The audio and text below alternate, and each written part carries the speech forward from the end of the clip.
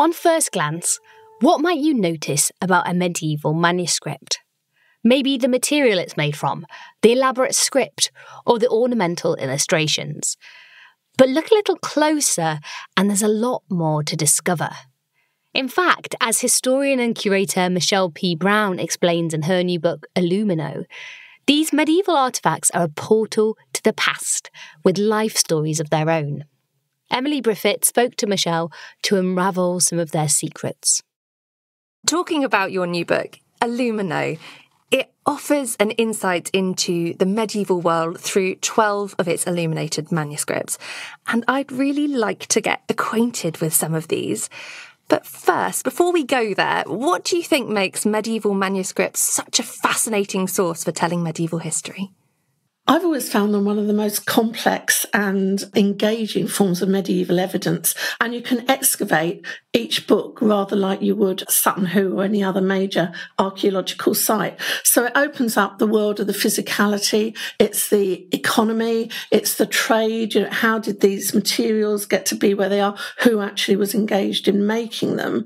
And then you move in from that, obviously, to the textual content, but even beyond the textual content, the illuminated manuscript world can actually allow you to dig deeper. And in fact, much of the import and the meaning of them isn't actually pictures at all. They're not just illustrations. They're things that serve to help you articulate and navigate your way around massive amounts of information, and also then to commit them to memory. So it's how the book acts as a repository for disseminating its contents in all sorts of ways. Not only the main text, but for example, you might have scurrilous political commentary in the form of the equivalent of political cartoons and satires in the margins.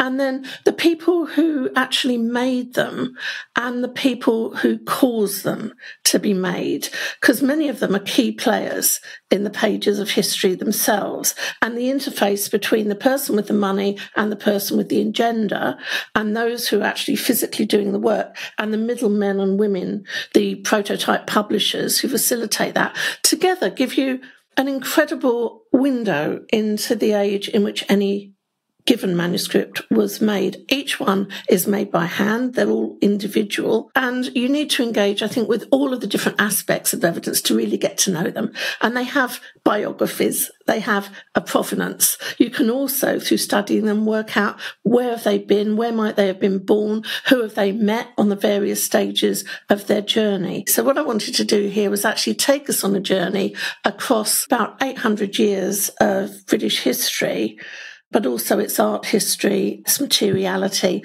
and its book history, and its transformation, and also the transmission of ideas. All that in the package of these beautiful books that speak of things that often were far from beautiful, but which can also act either as tremendous works of inspiration for the present, or also as the most dire cautionary tales.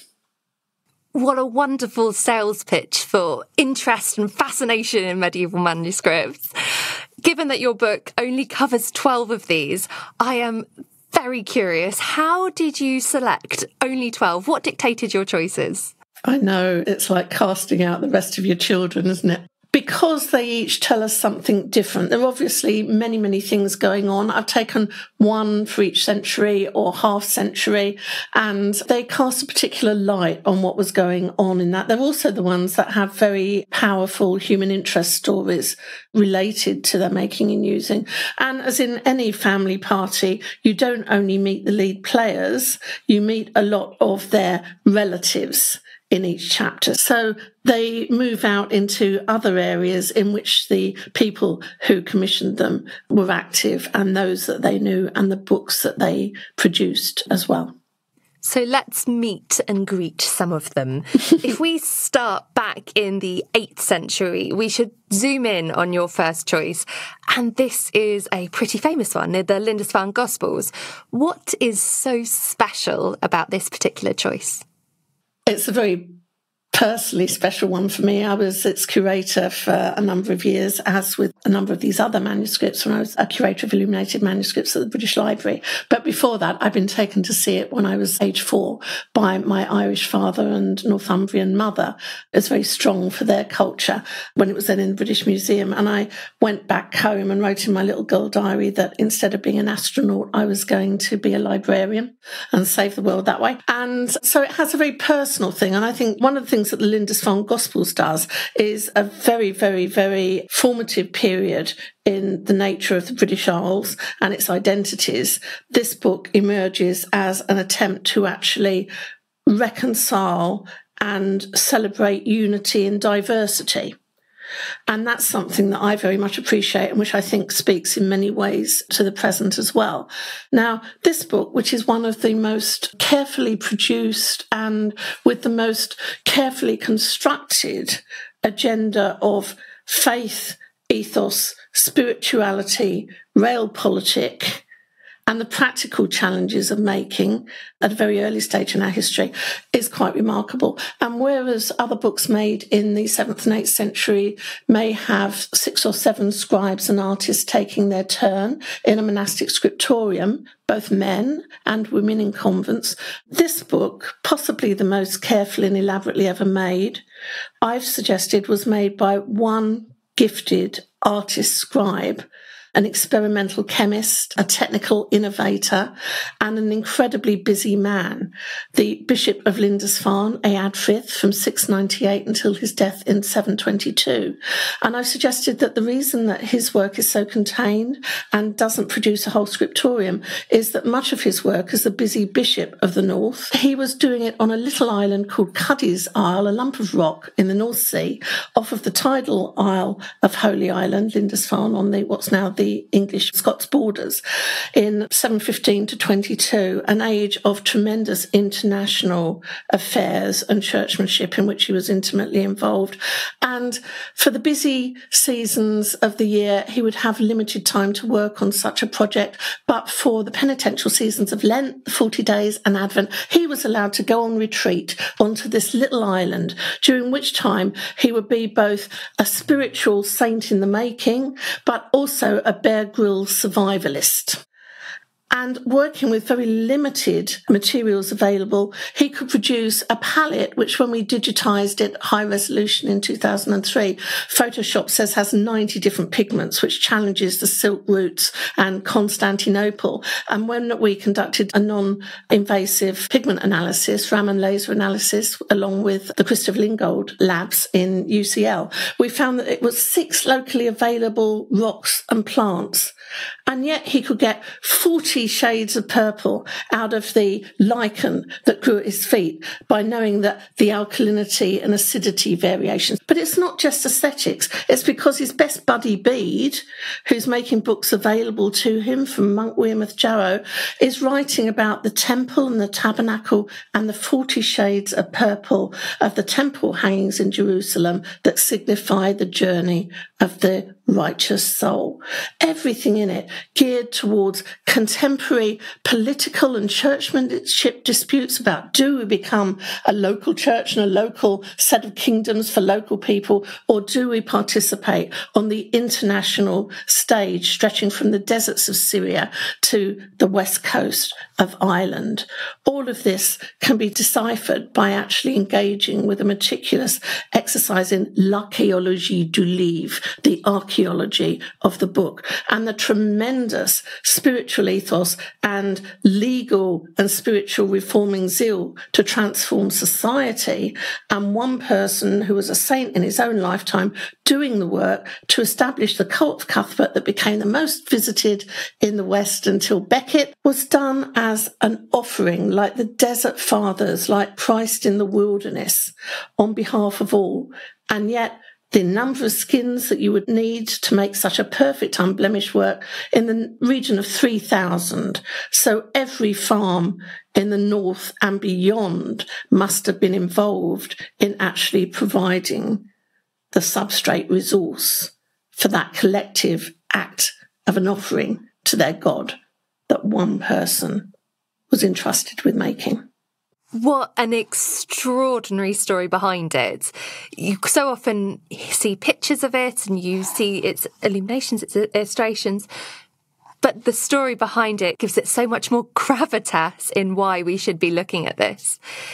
If we turn to one of your other choices, your one from the 9th century, this is also a source that came from those fired by faith, the Book of Cerne. It also shifts our perceptions of the Anglo-Saxon world. Can you tell us about this one? Yeah, sure. That was my PhD manuscript. So again, I've got a great affection for it. It's actually a Mercian prayer book made at Lichfield in the 820s for the Bishop of Lichfield, Athelwold. And this is a rather different world. We've moved on from the golden age of the Northumbrian Renaissance and the mixture of influences from Celtic, British, Germanic, Anglo-Saxon, Mediterranean and Byzantine and Eastern sources into a world which is now dominated by the threat of the Vikings and also by the dynastic politics to see which of the different kingdoms that now formed Bede's concept of England was actually going to be top dog. And at this period, Mercia, the people of the Marches, the Midlands and the Welsh borders had constructed a kingdom that was exerting overlordship over many of the others, or most of the others. And Offa of Offa's Dyke had managed to wipe out most of his own relatives in order to secure the succession for his son, who only outlived him by a couple of months. Such are the stratagems of man. And so the world in which Bishop Athelwold's prayer book is made is one of having to dance quite a careful courtier relationship with very, very dangerous monarchs. And his personal prayer book is something in which he relies upon his relationship with the whole communion of the faithful across time and space. It's a bit of a quantum book, okay? It takes him into another dimension where even if he's having to be really cautious about those really around him in the present, he knows he's actually got support from those who've gone beyond and hopefully for those still to come, and the body of the faithful with Christ at its head. So his prayer book is a very personal thing. And in fact, there's a little instruction at the front on how to use it. And it's written in one of the earliest examples of Old English prose, way before Alfred the Great. It says that he pioneers that at the end of the century, if you like. And it says that every day he's to prostrate himself in front of the whole of the communion of faithful across time and space. He's to humble himself. He's then to recite an abbreviated version of the Psalter. He's then to read these extracts from the Passion narratives in the four Gospels. And then he's to pray all of these prayers by Ephraim the Syrian, by Irish sages, Loding, Lothcan, etc. All of those voices of men and women from different places and times coming together to support him in his aim, which is to help the rulers in contest at that time to actually live ethical lives and to bring us good government. So it's girding his loins not only for a personal spiritual battle, if you like, it's also to prepare him as one of the most important churchmen in England at that time for his role. And to enliven it for himself, he has these lovely little brontosaurus-type creatures who stalk the pages, and they'll occasionally take the end of a little letter because the artist scribe, which may have been the bishop himself, has actually left a little bunch of grapes there for them to munch on, because that's a symbol of the Eucharist and partaking in the wine, Christ's body, and being part of that communion. But there are all sorts of things. The evangelist miniatures are incredible. I mean, we think we've invented hypertextuality and intertextuality, but in these pictures of the evangelists with their symbols, Matthew the man, Mark the lion, Luke the bull, and John the eagle, it's reversed. You've got the full-length symbols and just little, rather effete little roundels containing the evangelists in human form, posing with their pens, etc. And the captions are amazing because keywords in those titles, in those things, ring bells in the audience's mind. So things that were useful for teaching, preaching, but also for reminding you that if you are a follower of Christ, then looking at the different attributes of Christ and his ministry and what he represents of the divine and human and what you should aspire to as a social leader and a social model are there visually in front of you. This sounds wonderful. Another one of your sources has royal connections, but this time it features Queen Emma of Normandy. Can you tell us about this particular source and what it tells us about how Emma sought to assert her position in the turbulent Anglo-Saxon world? Absolutely. So this is one of our 11th century models that I've taken as showcase. Queen Emma is an interesting lady. She was a Norman princess. She was the daughter of the Duke of Normandy, and she is given in marriage to King Ethelred Unred, which actually means the ill-advised, not the Ethelred Unready of 1066 and all that. And she doesn't seem to have been frightfully impressed with Ethelred. Normandy had been established as a Viking protectorate, and this policy of actually giving way to them and paying Danegeld and just paying protection money, basically, because all that happens is they keep coming back for more. The Viking raids aren't just raiding and hit and runs, they're actually royal-sponsored conquests. Svein Forkbeard is eyeing up, King of Denmark and Norway, and Ethelred actually has to go into exile at one point.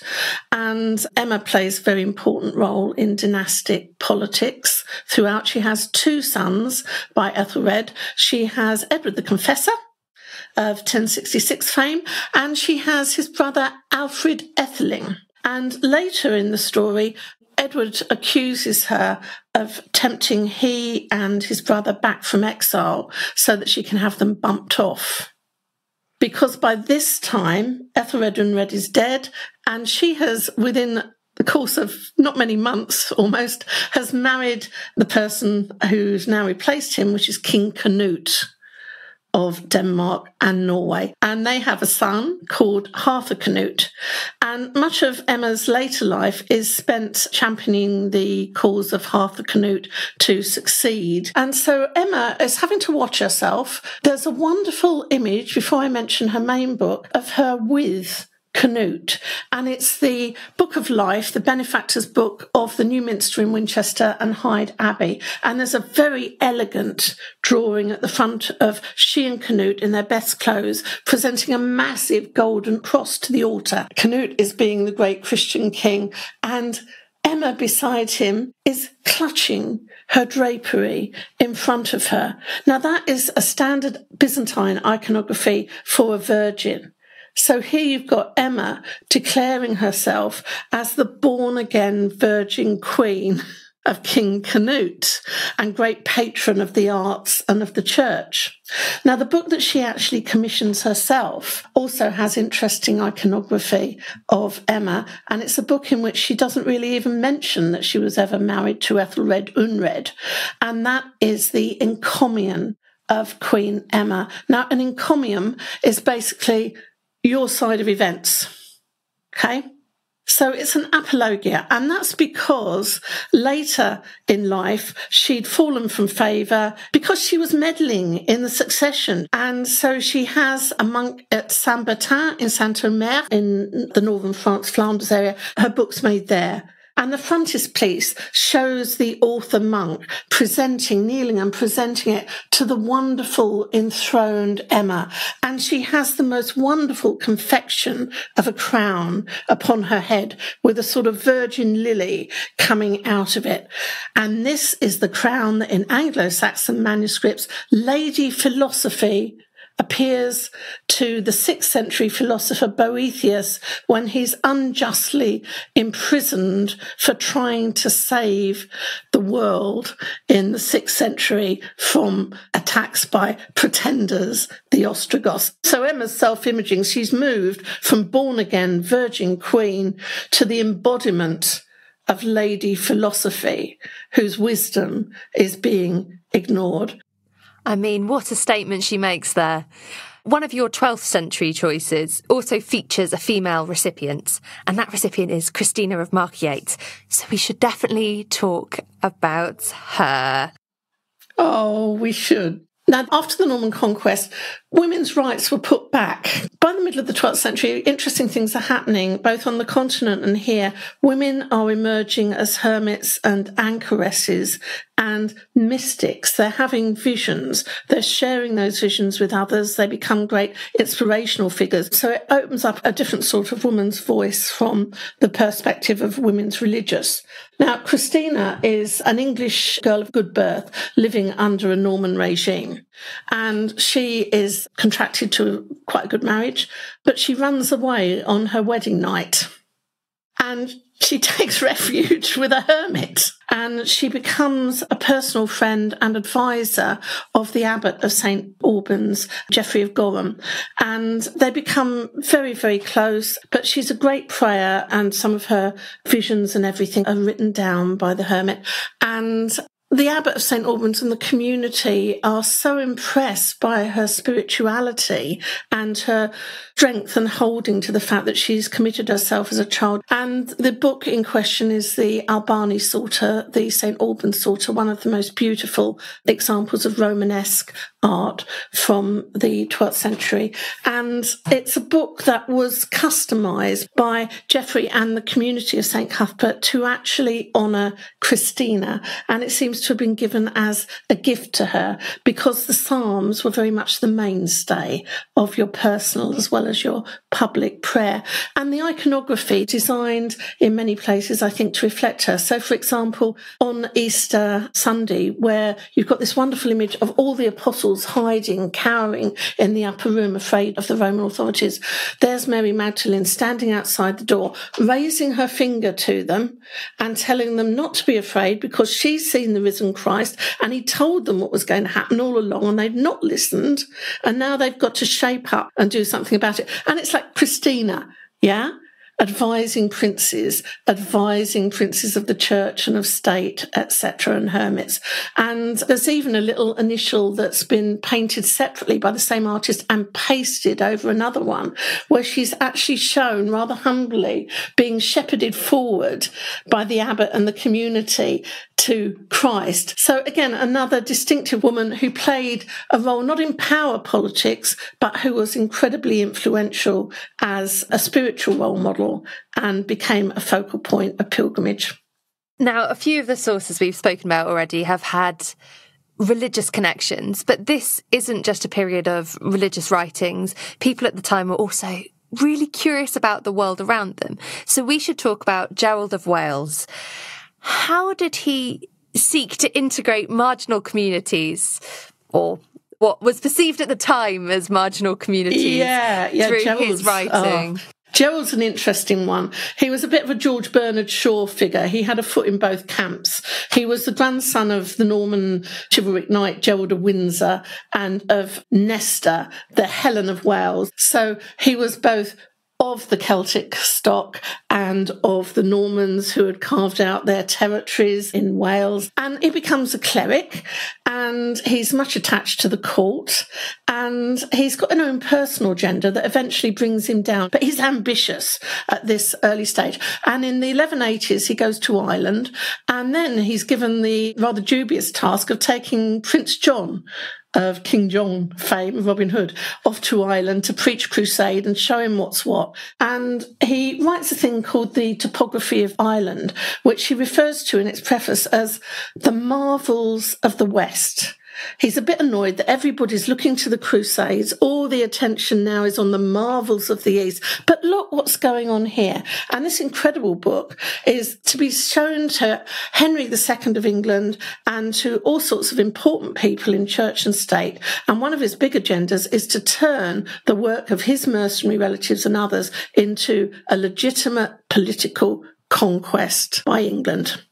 And so you have all sorts of things, incredible details topographically and of customs, etc. But some of it is downright propaganda.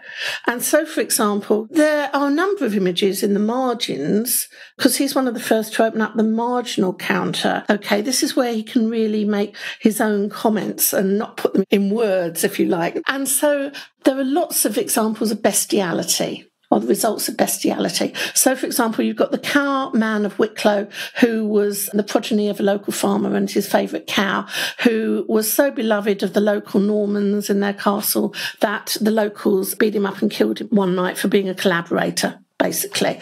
And then you've got Joanna of Paris, who was burnt at the stake by her royal in-laws who didn't approve of her on a trumped-up charge of having sex with a lion in the royal zoo. And then you have the bearded woman of Wicklow, who, other than her big beard and her hairy spine, was sufficiently feminine in her attributes, and you can see those attributes. What's that about? Well, when Henry II finally gets the papal bull to legitimise the conquest of Ireland, it's on grounds of bestiality and gross moral turpitude. But Gerald is conflicted. He's not fish nor fowl. And so he shows, Celtic harpists, etc., and the wonders, Celtic love of nature and the environment. And so it's just fascinating. And he then goes to retire in Lincoln Cathedral. And the two copies, illustrated copies that survive from the early 13th century, you can literally tell he's standing behind the artists and scribes. He's not actually picking up the pen and doing it himself. Most medieval authors, like in the classical period, didn't actually pick up the pen and do it themselves. But he's editing the text as the scribe's writing it. So there are all sorts of editorial remarks and changes in the margins. And it opens up this whole new world of the rise of the universities, time when people were travelling on crusade and the pilgrimage to Rome, the Holy Land, and Santiago de Compostela, Walsingham, etc. And people were on the move. And a new type of text for a new scholastic age, this time with a scholar and an ambitious cleric at that, trying to shape his world. Whereas Gerald had inspired the use of the marginal counter in this way, which is going to be very influential in Gothic art, the next person to really pick that up big time was a monk called Matthew Paris. And he again was from St. Albans, but he was also a courtier at Westminster. And he becomes one of the great chroniclers of England during the 13th century and of what's going on in the wider world. Now, he is one of a very few desktop publishers. They think it, they are their own notaries, they write it down themselves, and then they produce the books themselves.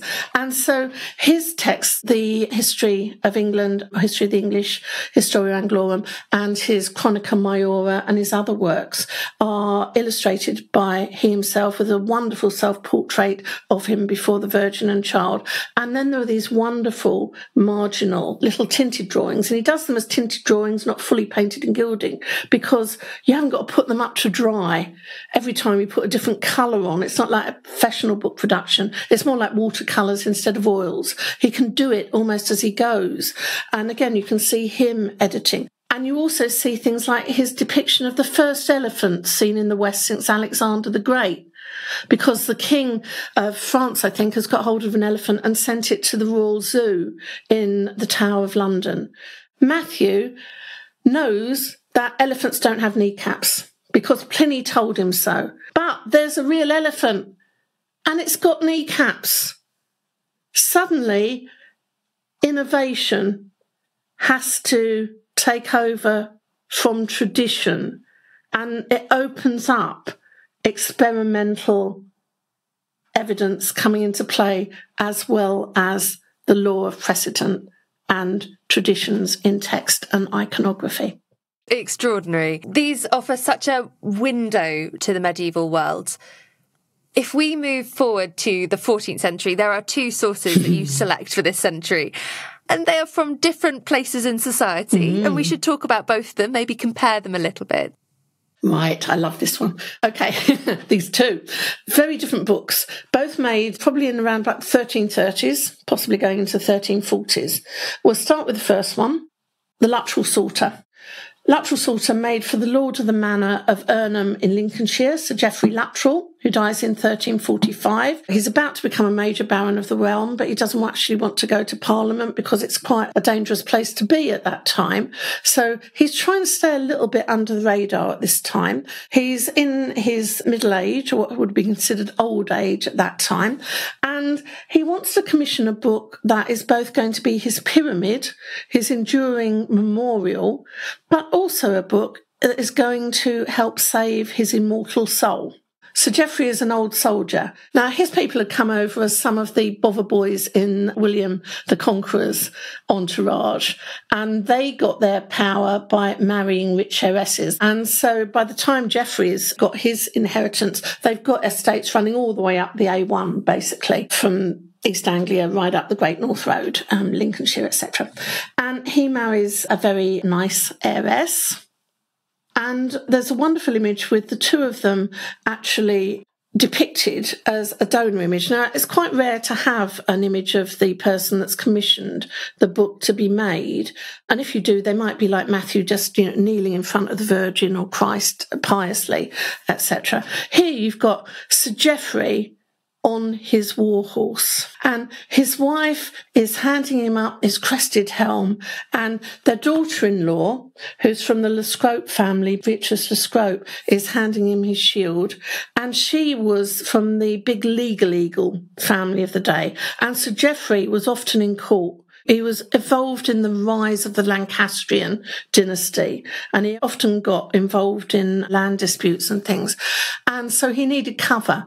And he was so determined to marry her to one of his sons that they were affianced when they were about 5 or 6 or something like that. Now, at the time the book is being made, which is about 1334, when the heir comes of age, Sir Andrew Luttrell, into the 1340s. It would have taken several years probably to make something, and it cost about £20 to £25, which would have been the value of Luttrell PLC. The visitations of their rural estates show that their major estate in Irnham was worth about that much. And the things on its pages are just amazing. The problem is that the government has now broken down. The strong Edward I has been replaced by Edward II, who's recently been seen off because his French queen and her lover Mortimer accused him of preferring young men, and they staged a coup. And so it's all about bad government, good government. It's about what happens to you and yours, and it's incredibly personal. The family is shown at the New Year feast,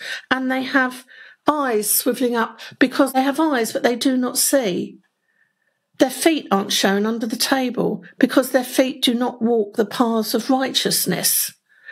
Agnes, the wife, is chattering away while she carves the chicken. She has ears that do not hear. And all the while, the only people listening and looking are the steward, the butler, who gets all the goodies and the silverware and the tapestries because Sir Geoffrey liked his servants better than he did his family, and the Dominican friars, who he kept on payroll because he didn't want to have to confess to the parish priest because he might blab to the bishop who would blab to the king, and then he'd be in the Tower for plotting to overthrow them in favour of the Lancastrians. And so you have everything in the margins. You have his 12-year-old daughter who's sent to the household of one of the great nobles to try and capture the interest of his son, but she captures the interest of a young cleric on the make. So she's in the margin, having her hair done. She's incredibly vain. Her drapery emulates the tail of a mermaid on the neighbouring page, which is the symbol of prostitution. And in the margin is a young man with a clerical tonsure growing out in a George Michael stubble because he's not going to be a priest, and he's catching a bird in the net. The Mr. Darcys of the day have to go after them when they elope, and in order to get her back with her virginity declared intact, it costs Sir Geoffrey and the various nobles and bishops supporting him a king's ransom. And we think it's the Dominican, Brother William Fotheringay, who was actually painting the parts of the book that are really up close and personal. And he's giving the Luttrells tough love. He really is. He wants to get their souls into the pearly gates. So that gives one take on dangerous times in politics and the fears for how do you use your wealth to be a good steward, and what is the price you're going to have to pay spiritually if you don't. And then, if I may just briefly talk about the other book made at the same time, that's made by a cheeky Cockney artist who has a premises in Paternoster Row, just behind St Paul's Cathedral, which was the equivalent of London University as well as a cathedral at that time. And he makes Opus Anglicanum, that wonderful needlework made by wonderful female nimble fingers like the Bayeux tapestry. And he's an incredible artist. We've got some of his textiles that he made for the Pope and other major patrons surviving. And he draws with his pen the way he works with his needles and his gold thread. And one day he takes it into his head. He is going to do a book that tells the whole of the story of faith from creation to the second coming and the last judgment. But he's going to tell it in pictures with captions. And the captions, hilarious, like franglais. They're the court French you'd speak in polite company, church and legal Latin, and the sort of Middle English you'd shout out of the kids from the upper window in the streets, And it's said to have been commissioned to show to important people by a Dominican. No way would a Dominican allow any of the mistakes or opinions that this guy puts into his book there. And he puts himself centre action. I've worked out who he is. And often, whenever John the Baptist is there being shown, like when Salome is doing her lap dance to Herod, he's there looking over the shoulder and thinking this is going to end badly. And he's always shown elsewhere as his eyebrows and his beautiful golden curls and his eyebrows and his eyes react, shock, horror, humour, awe.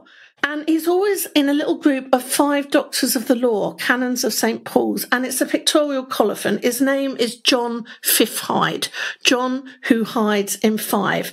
And by this time, books and many things were being made primarily in towns and universities, not only in monasteries and convents. And the Bridge House rentals of the Bridge House Trust on London Bridge, the entrance to the city, rented out a lot of properties, including those to people who made books. And Fifthide was one of them. And we know where his premises were, etc. And we know that subsequently he goes on to be Sheriff of London. After the Jews have been expelled from England and France so the governments could renege on the national debt, you find that he gives the best depictions of Jewish liturgical practices and dress 40 years or so after the expulsion. And that's because the reason he becomes sheriff is he was in charge of regulating banking relations with Jewish bankers on the continent. And he sets the whole of the thing of redemption with himself as the major recipient. And when it comes to the Last Judgment, it's in a London pub. And all of the pub landladies and bishops and kings are being used to stoke the fire and shovelled on. And the caption says, and you think it's bad here. Once you get there, you don't even get Sundays off. And so it's a very different take on, again, the breakdown of government, what it was like seen from the City of London, and not exactly ordinary people's lives if you become Sheriff of London, but, he worked his way up. And so you get this diptych of very different views, and both somebody who makes a book but makes it for himself, going totally off script, and a patron who has a book made for him but actually has the really innovative personal stuff done by his personal confessor who sits at his table, gives a new freedom to actually say new things. We've covered so many manuscripts so far, but we should probably start coming to a close. Your book runs right up to the 16th century. How do you deal with that transition between the War of the Roses and the Tudor period? Yeah, it's such a rich period. Where do you begin to hone it down? We move into the personal world of the court and those at the very heart of government. So at the very end of the book, the 2 that I've chosen there are a thing called the Dicks and Sayings of the Philosophers, which is in Lambeth Palace Library, and King Henry VIII's personal devotional aid, his Psalter, in the British Library. Now, the Dicks and Sayings of the Philosophers is an Middle English translation from the French of an author called de Tignonville, made by Anthony Lord Rivers. And he was the brother of Elizabeth Woodville, who married Edward IV, one of the major protagonists at the end of the War of the Roses. And this book is quite remarkable. Rivers prided himself on his own scholarship, as many of these later nobles and kings and queens did, as humanist Renaissance men and women. So he's done the translation himself. While he was in exile, as was Edward IV on the continent during the dynastic things, he met the printer Caxton and seems to have been instrumental in helping Caxton to set up his press at Westminster. So his personal translation of Dixon's sayings of the philosophers meant to, again, be a pattern of good government to advise kings and princes. Yeah. And so he has Caxton there, and it's one of the first works that Caxton prints. It's one of the first texts printed in England. And Caxton printed it 4 times, so it was very popular. The book in Lambeth is handmade and hand illuminated. Part of the problem with printing is for a while the colour drains out of the world. So Rivers has this one made. The scribe Hayward is shown kneeling next to him in the prefatory miniature. The initials all the way through are in the very, very fashionable Bianchi Giari, the white vine ornament beloved of the humanists in Renaissance Italy. But the script is that of a working secretary in one of the Inns of Court. So it's a cultural conflation. But the prefatory miniature is the thing I chose it for. It sends chills up your spine. You have Edward IV and his Queen Elizabeth enthroned.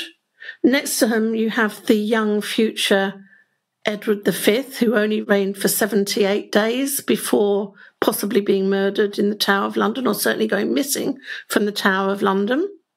You've got Rivers and the scribe Hayward kneeling in front of his sister and her husband and the future heir.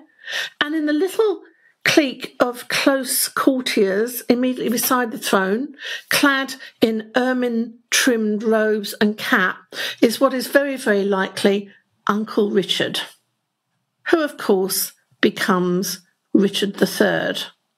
And the world of scholarship and of popular history is torn asunder by, did Uncle Richard have the 2 young princes bumped off in the tower? And this is Rivers' Christmas present. It's dated 24th of December, 1477. So the manuscript must have been made incredibly quickly after the printed version was made in the 18th of November. So a bit of a rush job, hence the secretary's script, with a nice illumination to give as a Christmas present to a doomed royal family. There's a lot wrapped up in that. And then we come on to Henry VIII's Psalter. This is one of several books made for Henry's personal consumption and his spiritual edification. But the Psalter is incredibly beautiful and illuminated, handmade again, although we are now around 1540. Henry is nearly 50. This book is made to look like a printed book, but totally written by hand in the most beautiful humanistic script and illuminated. And amongst the illuminations, there's one of the poor old Henry, who could probably still dance a cotillion if he was forced to, or whatever the equivalent was, but who's really quite past it, sitting in an empty bedchamber. The most telling image for me is one where he is depicted as David battling Goliath on a background which is supposed to be the Field of the Cloth of Gold, the great chivalric tournament with the young King of France earlier in his youth. And then you've got the really telling one, the psalm that begins, I think it's Psalm 14, which says, "The fool says in his heart, there is no God." And it's Henry sitting there looking very podgy and pneumatic, playing the harp, great musician, as he always prided himself on being, but depicted as King David, the Old Testament type of Christ again. And turning his back on him is an accurate portrait, and these are both portraits which exist by this time, of his court jester, his fool, Will Somers, who was the only one who could criticise him or offer him advice with impunity. And so the fool is turning his back on the fool who says in his heart there is no God, having claimed his role as defender of the faith and a type of David and of Christ. And we end the medieval age in the dawn of the modern age with miniatures still playing a part, but now the world of portraiture and its psychology having to take the heavy loading and the heavy lifting that these books had taken in terms of personal and public PR and messaging across the ages. As a final question to you, Michelle, we've spoken about so many different manuscripts, but it's a small fraction, isn't it, of how many there were in the Middle Ages? Absolutely. It's the victors who write the histories, and it tends to be often the more opulent or treasured books, either for their sanctity or their value, that often make it through. For every one of these, there are the scrofulous survivors in fragments, and there are so much that has been lost, and other books that were devised for far more everyday purposes. They're the portals that then open the door to us to actually have an entry point into what might, for the general reader, might otherwise be more dense history of England, history of art in England, history of the book in England, and to bring those together through the vehicle of the book and through people's lives to actually open the vibrancy and the diversity of it up to contemporary readers. That was Michelle P. Brown, Professor Emerita of Medieval Manuscript Studies at the School of Advanced Study, University of London. Michelle was previously curator of Illuminated Manuscripts at the British Library and has been a historical consultant and on-screen expert on several radio and TV programmes. Michelle's book on the subject is Illumino, A History of Medieval Britain in 12 Illuminated Manuscripts. Thanks for listening. This podcast was produced by Daniel Kramer Arden.